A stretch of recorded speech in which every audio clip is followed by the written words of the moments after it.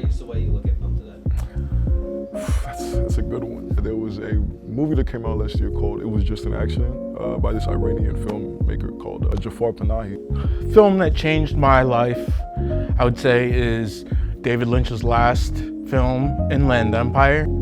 In recent films I've watched, probably the German Expressionism film M by Fritz Lang. I watched some films with my father. It's nice experience, honestly.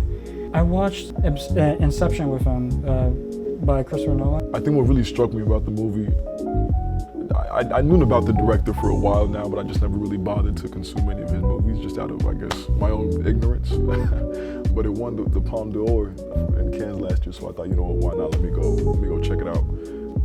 It was amazing. I loved it. It was beautiful. It was powerful. The story that they tell in the movie. I don't want to spoil too much about it. Go watch it. But you can tell it's very personal, and it's rooted in in a place of passion. You know, like we didn't make this movie for fun. We made it because it needs to be made, because it's important for people to hear their story.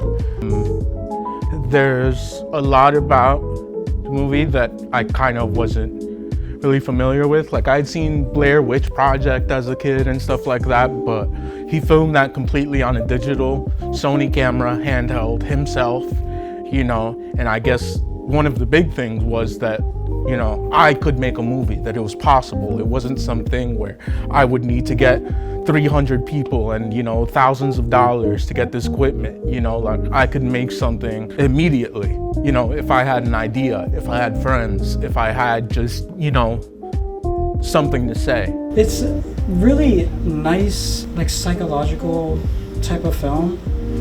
A particular scene I love, it's the hallway scene where the camera is placed, like, of course, in the hallway, and like it cuts between a van like spinning just to show like it's a dream sequence and how it ties into real life and also what's happening in the dream.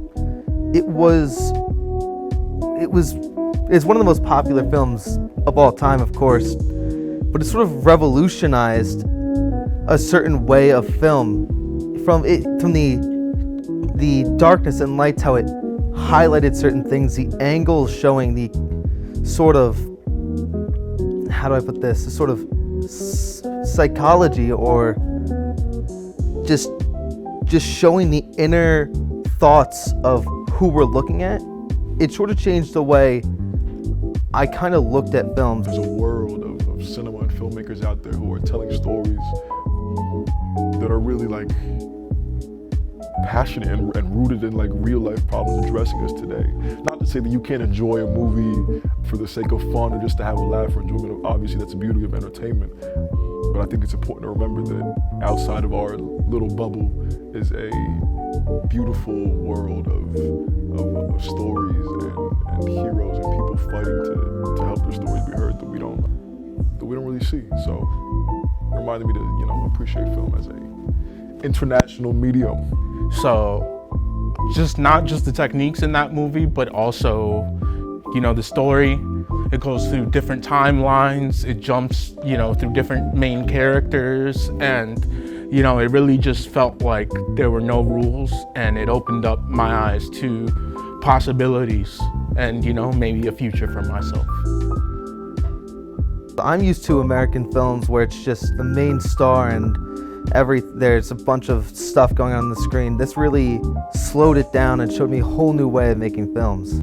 It's really clever, and it's something I personally want to do one day. So Yeah, you like movies that are kind of like a puzzle or something like that? yeah, pretty much.